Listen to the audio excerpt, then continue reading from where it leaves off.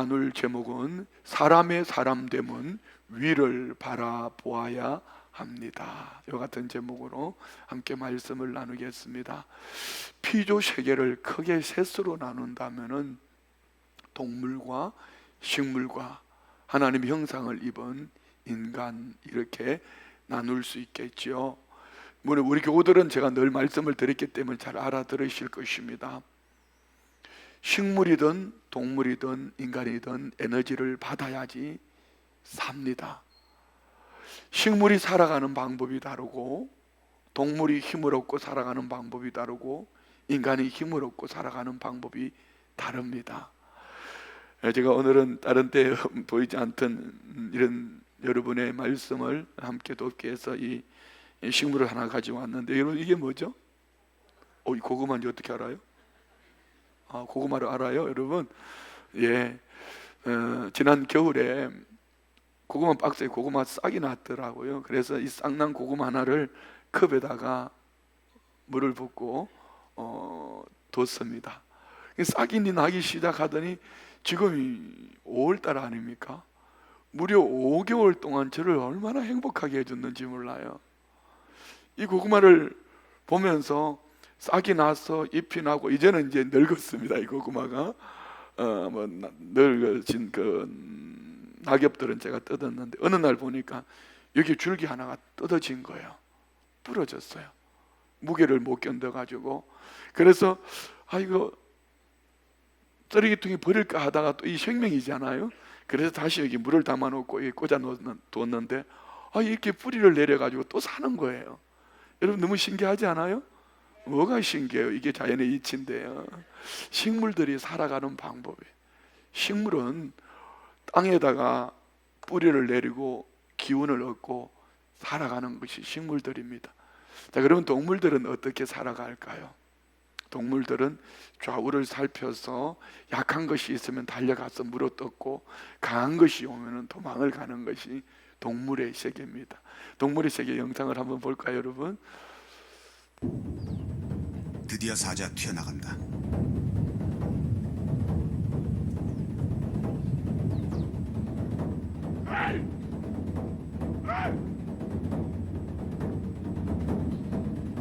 사자가 선택한 것은 덩치가 가장 큰 우두머리 황소다. 아침에 제가 이런 영상을 보여드렸죠. 미안합니다. 여러분 예를 돕기 위해서. 저렇게 큰 소여도 사나운 맹수가, 힘센 놈이, 강한 놈이 와서 물어뜯으면 생명을 잃고 빼앗기는 것이 동물의 세계입니다. 자, 그러면 우리 인간은 어떨까요? 사람은 어떻게 힘을 얻고 어떻게 살아낼까? 결론을 먼저 말씀드리면은, 인간이 인간됨은, 사람이 사람됨은 위를 바라보아야 합니다. 왜 위를 바라봐야 될까요? 우리가 그냥 신앙에 쉽게 표현하는 것은 위 하면 하나님이죠. 하나님을 바라봅니다. 왜 하나님을 바라봐야 될까요? 오늘 우리 목사님이 읽어주신 성경 본문에 보면은 크게 두 가지를 말합니다. 우리의 근본은 하나님으로부터 났습니다. 또한 우리에게 인생의 복을 주시는 분도 하나님이라고 성경은 말씀하고 있습니다. 이 글이 기록된 것은 지금으로부터 3,500년 전에 3,500년 전에 기록되어진 이 글이 지금 과학, 만능, 4차 산업혁명 시대, AI를 말하는 이때에 과학으로 증명을 하고 있고, 다 증명을 하지 못하는 것이 3,500년 전에 쓰여진 성경의 글입니다. 오늘 본문 다시 한번 볼까? 1장 26절부터 봅시다. 우리 같이 봅시다. 하나님이 이르시되 우리의 형상을 따라 우리의 모양대로 우리가 사람을 만들고 그들로 바다의 물고기와 하늘의 새와 가축과 온 땅과 땅에 기는 모든 것을 다스리게 하자. 자, 하나님께서 우리의 형상과 우리의 모양 같은 얘기입니다. 우리의 형상, 우리의 모양 같은 얘기입니다. 하나님이 하나님의 형상과 모양대로 사람을, 인간을 만드셨어요. 자, 27절 볼까요? 하나님이 자기 형상 곧 하나님의 형상대로 사람을 창조하시되 만드시기를 남자와 여자를 창조하시고, 28절 하나님이 그들에게 복을 주시며. 그렇습니다. 우리는 하나님, 근본은 하나님의 형상과 모양대로 지어심을 받았고요, 우리에게 복을 주시는 그분은 하나님이시라는 것을 성경은 말씀하고 있습니다. 그래서 우리 인간의 근본은 하나님으로부터 에너지를 받고 하나님 주신 복을 받아 누리며 살아야 하는데, 처음 사람 아담의 범죄 이후에 인간은 하나님과 죄로 말미암아 분리되고 단절되어서 이 하나님의 복을 받지를 못했어요. 그래서 먼저 사람을 하나님의 형상과 모양대로 지으셨다고 말씀하실 때에 먼저 인간은 어떻게 구성을 하고 있나를 보면은, 그게 어떤 이들은 이분법이라 해서 영혼과 육신으로 나누기도 하고요, 어떤 이는 삼부법에서 영과 혼과 육으로 이렇게 나누기도 합니다. 상관없습니다. 오늘 함께 나눌 것은 저는 이분법입니다. 육체와 영혼으로 나누어진, 육체는 어떻게 만들어졌으며 영혼은 어떻게 만들어졌는가. 자, 이는 여러분을 쉽게 이해를 하려면요, 보이는 세계와 보이지 않는 세계, 보이는 세계를 우리는 현실이라고 말하고 보이지 않는 세계를 본질이라고 말합니다. 좀 어려운 얘기일 수도 있습니다. 사람에게 보이는 내 육체, 보이지 않는 영혼, 보이는 육체와 보이지 않는 영혼이 합쳐서 영혼육, 이는 사람을 구성하고 있습니다. 믿지 않는 사람은 육체로만 살기 때문에 보이지 않는 영혼의 부분에 대해서 관심도 없을 뿐 아니라 영혼이 어떻게 되어진 것을 알지 못합니다.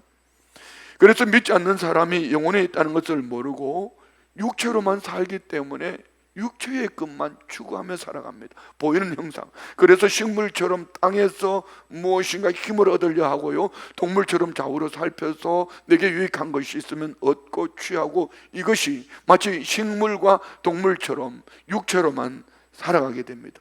결국 육체에 관심을 가지게 되지요. 그 모습 필요 없다, 이런 얘기 아닙니다.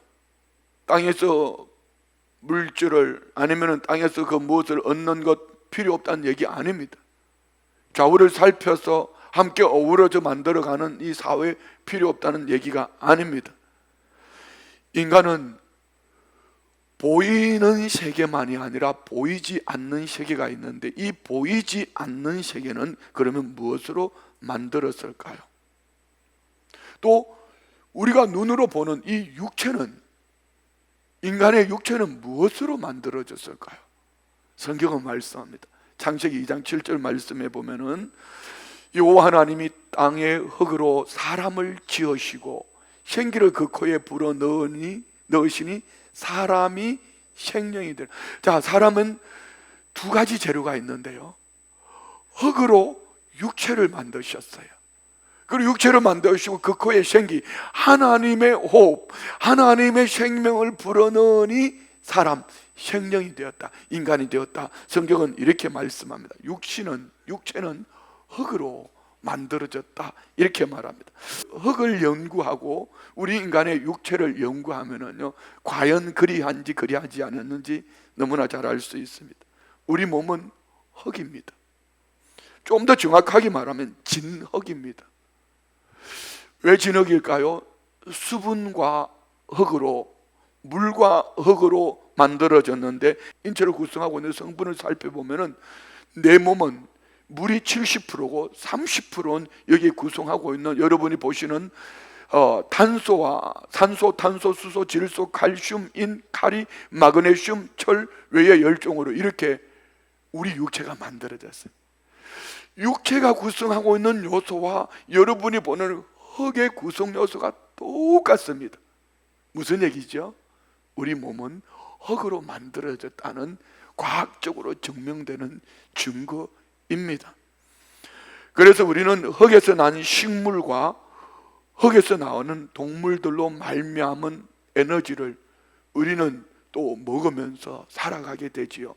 성경은 말씀합니다. 창세기 1장 29절에 하나님이 이러시되 내가 온 지면에 씨 맺는 모든 채소와 씨 가진 모든 열매 맺는 모든 나무를 너희에게 주노니 너희의 먹을 거리가 되리라. 땅에서 나는 모든 것들이 우리의 식재료라고 말씀합니다. 그리고 인간은 죽으면 다시 흙으로 돌아갑니다. 창세기 3장 19절에 하나님 말씀합니다. 내가 흙으로 돌아갈 때까지 얼굴에 땀을 흘려야 먹을 것을 먹으리니 내가 그것에 취함을 입었음이라. 너는 흙이니 흙으로 돌아갈 것이니라 하시니라. 그래서 우리는 죽음을 맞이하면은요, 육체는 땅에 묻지요, 흙으로 돌아갑니다. 엄격하게 따지면 이 바다에 뿌리는 것은 불법입니다. 자연 이치로 보면은 우리 육체는 흙으로, 땅으로 다시 돌려보내는 것이 자연 이치입니다. 육신은 흙에서 와서 흙으로 돌아갑니다. 문제는 믿든지 아니 믿든지 모든 육체를 가지고 어느 날 죽음을 맞이하면은 이 육체는 흙으로 돌려보내지만 문제는 여기 있습니다. 보이지 않는 세계, 본질입니다. 본질, 영혼이죠. 이것을 불신자들은 영혼에 대해 관심을 갖지 않습니다. 영혼의 세계는 과연 그러면 죽으면 어떻게 될까요? 여러분 생각해 보셨습니까? 여러분이 죽음을 맞이할 때에 여러분의 영혼은 어떻게 될까요? 여러분 이렇게 살다가 죽음을 맞이하면 너무 억울할 것 같지 않습니까? 그래서 많은 사람들은 얘기합니다. 대부분의 사람이 죽을 때가 되면은 다 느끼는 공통점 몇 가지가 있는데요, 특별히 열심히 산 사람일수록, 환경이 웬만큼 구성된 사람일수록 뼈 빠지게 고생해서 좀 더 살아보겠다 하니까 죽음이 찾아와 버렸어요. 그래서 하는 말들이 억울하고 허무한 것입니다. 뼈 빠지게 일해서 돈 벌어서 이제 환경이 살만한데 살아갈 시간이 없어서 죽으니까 억울합니다. 오늘이라는 이 날은 어저께 죽은 그 사람이 그토록 살기 위해서 병원에서 의술과 또한 몸으로 내게 좋다는 모든 것들로 치료받기를 원하며 그들이 오늘이란 이 날을 살기를 했던 그 날이 어제 죽으신 그분의 기대의 오늘입니다. 어저께 이 세상을 떠난 사람이 그토록 원했던 오늘을 우리는 이렇게 살고 있습니다. 여러분은 어제 죽은 그 사람이 그토록 원했던 오늘이란 이 날을 어떻게 바라보시는지요? 정말 여러분 오늘 이 날을 누군가가 죽음 앞에서 억울해, 허무해라고 말하는 그 사람들처럼 오늘 저와 우리도 그렇게 산다면 여러분 저와 우리는 참 억울할 것입니다. 그렇지 않겠습니까? 시간을 들여 힘쓰고 애쓰고 돈 벌어서 결국 살만하니까 죽는다. 얼마나 억울하고 허무합니까? 예, 이것이 육신으로 살아가는 사람들의 특징입니다. 시편 90편 10절에 모세라는 분이 이렇게 표현하고 있습니다. 우리의 연수가 70이요 강건하면 80이라도 그 연수의 자랑은 수고와 슬픔뿐이요 신속기간이 우리가 날아가나. 물론 우리 지금 100세 시대를 말하지만요, 70, 80년 여러분 100을 살아도 다 건강하게 늘 평안하게 사는 것은 아니거든요. 이런 인생이 화살처럼 빠르게 날아간다 이렇게 말합니다. 한 사회학자는 뭐 지금 시대로 맞는지는 모르겠어요. 한 20, 30년 전의 얘기니까 한 사회학자의 얘기입니다. 인생을 50의 정점을 두고 50까지는 취하면서 행복을 얻고요, 50이 넘어서부터는 하나씩 내려놓으면서 행복을 얻는데 이게 인간이 잘 안 되는 거예요. 자 보세요. 출생을 했습니다. 엄마를 얻었습니다. 젖을 취합니다. 그리고 학교도 가고 친구도 취합니다. 그리고 이제 직장도 얻기도 하고 배우자도 만나서 결혼해서 집도 얻고 자녀도 얻었습니다. 쉰까지는 정신없이 취하면서 행복을 얻습니다. 근데 쉰부터는 좀 심각해요. 쉰이 되면은 미모를 내려놓아야 된답니다. 뭐 요즘은 좀 다를 거예요. 쉰데도 요즘은 뭐 30대 같이 보이니까 워낙 잘 가꾸어서 20, 30년 전 얘기니까 참고하시고 들으십시오. 50이 되어가지고 자꾸 뜯어 고치려고 하지 말고 땡겼다가 막 붙였다 하지 말고, 땡겼다 붙였다 하면 나중에 우환이 되는 게 남편이 자다가 졸도합니다. 보니까 뭐 눈 뜨고 막 자고 있으니까 이게 죽었나 살았나 싶어가지고 이제 졸도하는 거예요. 60이 되면은 학력, 학벌을 내려놓으라고 합니다. 공부를 많이 한 사람이나 안 한 사람이나 고스톱 쳐보면 10원짜리 하나 가지고 싸우는 게 똑같다고 말합니다. 70이 되면은 건강을 내려놓으라고 합니다. 여러분 70대 가지고 나 건강합니다, 깡철 같아요, 그런 분 별로 없습니다. 물론 지금은 워낙 잘 가꾸니까 70이 되고 건강한 분들이 참 많습니다. 80이 되면은 재물을 관리할 힘이 없어요. 이것이 인생입니다. 얼마나 억울하겠어요. 50까지 막 뼈 빠지게 고생을 해서 얻었는데 하나씩 내려놓으라니까 내려놓는데, 여러분 이 내려놓는 게 쉽겠습니까? 얼마나 어렵겠습니까? 이게 인생입니다. 한 사회학자 한 얘기를 뭐 믿거나 말거나 여러분에게 드린 겁니다. 그러나 믿음의 사람들은 그렇게 살지 않습니다. 낡아지고 늙어져도, 그 사람은 낡아지고 늙어져도 뭐 이것 때문에 억울하다, 못 살겠다, 뭐 이렇게 얘기하지 않습니다. 가끔 보면은 임종 앞에 가서 후회하는 분들이 있습니다. 이런 겁니다. 목사님 좀 더 믿음으로 살걸, 좀 더 사랑하면 살걸, 좀 더 베풀면 살걸, 이렇게 죽을걸, 왜 그렇게 살았는지 모르겠다고 뭐 좀 후회하고 또 회개하고 성령님의 도우심을 구하고 믿음으로 천국까지. 믿음의 사람들은 나 억울해, 죽는 게 억울해, 이렇게 말하면 그 사람 안 믿는 사람이에요. 교회는 열심히 다녔어도 그 사람은 안 믿는 사람이에요. 나 허무해 이러면은요, 그 사람이 교회는 다녔어도 예수 안 믿는 사람이에요. 왠지 아십니까? 성경이 이렇게 말씀합니다. 고린도후서 4장 16절로 18절에 보면은 그러므로 우리가 낙심하지 아니하오니, 허무하다, 억울하다 하지 않는다는 얘기입니다. 우리의 그 사람은 낡아지고 우리의 속 사람은 날로 새로, 그 사람은 늙어지고 낡아지는 것이 잘 믿든지 못 믿든지 다 시간이 지나면 낡아지고 늙어지는데, 믿음의 사람은 속 사람이 날로 새로워진다고 말합니다. 이 속 사람이 뭘까요? 하나님으로부터 받은 하나님의 형상과 모양, 하나님의 호흡입니다. 다음 절 볼까요? 우리가 잠시 받는 환난에 경한 것이 지극히 크고 영원한 영광에 중한 것을 우리에게 이루게 합니다. 잠시 받는 환난이 뭐죠, 여러분? 육체로 사는 것은 모든 것이 다 환난입니다. 여러분 진솔하게 한번 생각해 보십시오. 오늘 이 자리에 앉아있는 이거 환난입니다.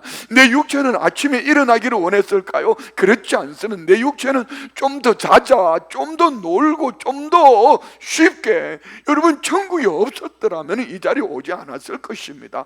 우리가 육체로 살아가는 이 모든 것들은 다 환난입니다. 그런데 이 환난에 가벼운 것이 영원한 영광에 중한 것을 우리에게 선물로 받기 위하여서 육체로 사는 이 육체의 삶을 하나님을 위하여 시간도 드리고 예배도 드리고 내게 허락한 시공간 안에서 가정을, 천국을 이루며 맡겨주신 사명을 감당하면서 살아가는 것입니다. 18절 볼까요? 우리가 주목하는 것은 보이는 것이 아니라 이것입니다. 우리가 바라보는 것은 육체로 보여지는 환경, 사람, 형편이 아니라 위를 바라봅니다.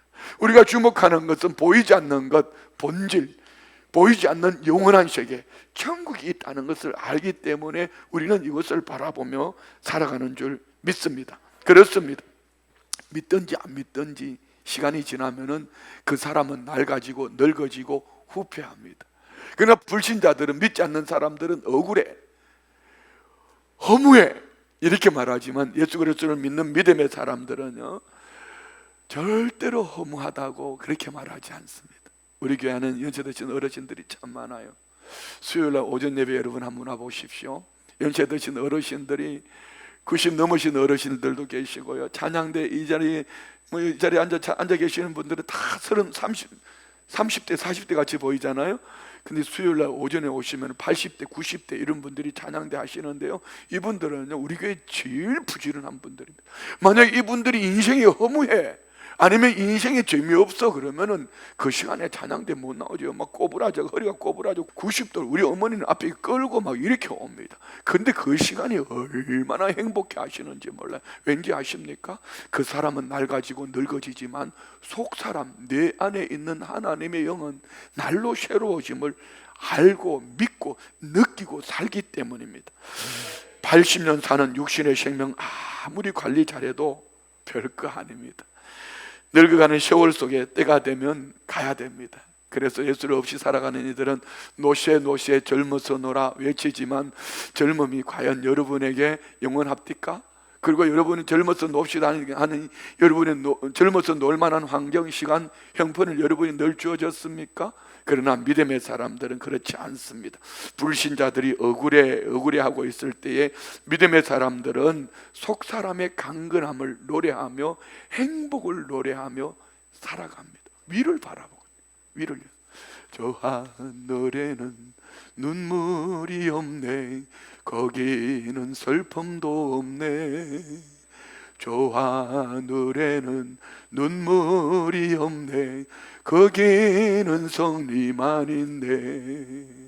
고통은 모두 다 사라져버리고 영광만 가득하겠네. 할렐루야, 우리의 주님과 나 함께 있을 때 영원한 기쁨 넘치네. 여러분 어떠세요? 이 가사를 들으면서 슬퍼요? 이 가사를 들으면서 막 울고 싶으세요? 그런 분은 없죠. 우리 다 같이 2절 3절 함께 찬양합시다. 저 하늘에는 눈물이 없네, 거기는 기쁨 넘치네. 저 하늘에는 눈물이 없네, 거기는 찬송 넘치네. 고통의 근심은 사라져버리고 영광만 가득하겠네. 할렐루야, 우리의 기쁨과 나 함께 있을 때 영원한 기쁨 넘치네. 저 하늘에는 눈물이 없네, 거기는 즐거움인데. 저 하늘에는 눈물이 없네, 거기는 사랑 넘치네. 인간의 욕심은 사라져버리고 영광만 가득하겠네. 할렐루야, 우리의 주님과 나 함께 있을 때 영원한 기쁨 넘치네. 할렐루야. 혹시 그런 분 없으세요? 막 우울했다가 갑자기 마음이 행복해지고 막 그런 분 없으세요? 아마 여러분 모두가 우울하지 않아서 그렇지 이런 고백을 하고 찬송을 하면은요, 내 안에 하나님의 영이 있다는 믿음의 사람들은요 참 행복합니다. 여기 계시는 분 중에 어떤 분도 문제 없는 분 없어요. 육체의 수고를 짊어지지 않는 분은 아무도 없어요. 모두가 다 육체의 수고의 짐을 지고 살아가고 있습니다. 그렇지만 우리의 힘과 에너지는 하늘에 있기 때문에 우리 주님을 바라보며 하늘을 바라보며 힘을 얻고 에너지를 얻고 위로와 소망을 얻고 이렇게 노래하며 그 사람은 낡아지지만 늙어지지만 속 사람은 날로 새로워지는 복된 은혜의 삶을 살고 있는 줄 믿습니다. 할렐루야. 예수 믿는 사람이 늙어가는 것과 믿음 없이 살아가는 사람들이 늙어가는 것은 분명히 다릅니다. 예수 안 믿는 사람들은 억울하니까 미안해요, 이 얘기 하지 말라고 그래. 나는 해야 돼요. 제 아내가 제발 좀 강단해서 그런 얘기 하지 말라고 그러더라고요. 그러니까 예수 믿지 않는 사람들은 육체로만 살기 때문에 막 땡기고요, 바르고 그냥 남편 등골 빼먹고 막 이렇게 살아갑니다. 뭐 말인지 알아들었으면 알아듣고 뭐 요란을 떱니다. 그런데 그게 인간의 근본의 문제를 해결할 수가 없어요. 마태복음 16장 26절 보십시오. 사람이 만일 온 천하를 얻고도 제 목숨을 잃으면 무엇이 유익하리요? 사람이 무엇을 주고 제 목숨과 바꾸겠느냐? 여러분 아시는 것처럼 알렉산더 대왕이 이 세상의 많은 나라를 정복할 때에 그의 나이가 32살. 그런데 그는 32살에 열병 말라리아에 걸려 죽고 말았습니다. 알렉산더 대왕이 살아있을 동안 정복한 많은 나라들과 이 세상의 권세가 죽은 알렉산더 대왕에게 무슨 유익이 있었습니까? 이 말씀을, 이 이야기를, 알렉산더 이야기를 마태복음 16장 26절 말씀에 인용해서 한번 제가 말씀드려볼까요? 자 봅시다. 사람이 만일 이 세상에 사는 동안 온 천하를 얻고도 알렉산더 대왕처럼 많은 나라들을 정복하여 천하를 얻어도 제 목숨을 잃으면 32살에 열병에 걸려 죽게 되면 무엇이 유익하리요? 죽은 후에는 가지고 갈 수도 없고 이 세상의 재물과 권세가 무슨 유익이 있냐? 이런 이야기입니다. 천하를 다 얻어도 알렉산더 대왕처럼 예수를 믿지 않으면 죽음 건너편에서 어느 날 죽음을 맞이할 것이고요, 죽음을 맞이하면 그는 지옥 형벌을 면할 수가 없습니다. 그래서 생명이 천하보다 귀중하다는 것은 육체로 사는 생명을 말하는 것이 아니라 육체를 몸으로 입고 살아가는 내 속사람, 영혼이 영원토록 사는 것을 말합니다. 이 예수를 믿지 않는 이들은 영혼이 있다는 사실조차도 알지 못할 뿐 아니라 영혼의 삶을 가꾸는 방법을 몰라요. 그러니까 죽음을 맞이하면 억울할 것이고 허무할 것입니다. 그는 죽음을 맞이하면 억울하고 허무하니 안 죽으려고 발부둥을 치는데, 불신자들의 죽음, 저는 많은 사람들의 시신을 봅니다. 입관할 때 봅니다. 불신자들의 죽음의 시신을 보면 가지 않으려고 발부둥을 치다가요, 몸은 굳어 있고 얼굴은 새까맣게 타들어가고 미안합니다 배변을 하고 발부둥을 칩니다. 그런 믿음의 사람들은 그렇지 않아요. 여러분, 입관을 하다가 보면 믿음의 사람들은 얼굴이 천국 같아 환하게 밝아요. 몸이 부들부들. 왜요? 죽음을 맞이하는데 문이 쫙 열리면서 정말 멋있는 아름다운 하나님 나라를 보여주면서, 내가 예수를 잘 믿었기 때문에, 예수를 믿었기 때문에 이곳에 내가 살까. 우와! 다 같이 한번 해봐요. 다 같이 시작. 에이, 무감각. 정말 멋있는 곳을 보면서 가는 거야. 얼마나 멋있어요. 감사해요. 그래서 우리 주님은 이런 영혼들을 구원하시려고 하나님이 육신의 몸을 입고 이 땅에 오신 그분을 예수 그리스도 메시아 구세주라고 말합니다. 주님은 스스로 말씀하시기를 누가복음 19장 10절에 이렇게 말씀하셨어요. 인자가 온 것은 잃어버린 자를 찾아 구원하려 함이니라. 할렐루야. 얼마나 감사해요. 저는 우리 성도님들 장례를 참 많이 치릅니다. 장례할 때마다 꼭 사용하는, 인용하는 말씀이 요한계시록 14장 13절 말씀인데요. 또 내가 들으니 하늘에서 음성이 났어 이르되 기록하라. 지금 이후로 주 안에서 죽는 자들은 복이 있다. 죽는데 무슨 복이 있어요? 죽는데 허무하고 억울해야 되는데 뭔 복이 있어요? 예, 죽음이 복이 있다고 성경은 말씀합니다. 뭐 때문일까요? 성령이 이르시되 그러하다 그들이 수고를 거치고 쉬리니. 무슨 얘기죠? 오늘 우리가 살아가면서 수고하지 않으면, 내가 수고해야 될 때 수고하지 않으면 누군가는 엄청 고통스럽습니다. 부모가 수고하지 않으면 자녀들이 버려질 것이고요, 남편이 수고하지 않으면 아내가 힘들 것이고요, 아내가 수고하지 않으면 남편이 힘들 겁니다. 자녀가 학생으로서 또한 어떤 자녀의 본질 도리를 행하지 않으면, 수고하지 않으면 부모가 엄청 힘들 것입니다. 그런데 죽음은 이 수고를 거치는 것이랍니다. 그런데 수고를 거치고 두 갈래 길로 나눠집니다. 죽음 건너편에 모든 사람이 죽음을 맞이하지만, 죽음은 영혼을 알지 못하고 살아가다가 육체로 살다가 죽음을 맞이한 그에게는 지옥 형벌. 그래서 우리는 살면서 가장 힘들고 어려운 인생 때를 만나면 지옥 같다 이렇게 말하잖아요. 여러분, 이거는 이 땅에서 지옥을 무엇으로도 형용할 수가 없어요. 가장 여러분이 악하고 힘들고 어렵게 살아도 우리가 불신자들이 죽어서 가는 그 지옥만은 못해요. 그럼 믿음의 사람들에게 이렇게 말씀합니다. 수고를 거치고 쉬리니. 밤에 잠자는 것처럼 이런 차원이 아닙니다. 영원한 안식입니다. 영원한 안식. 그들이 행한 일이 따릅니다. 무슨 행함이 있습니까?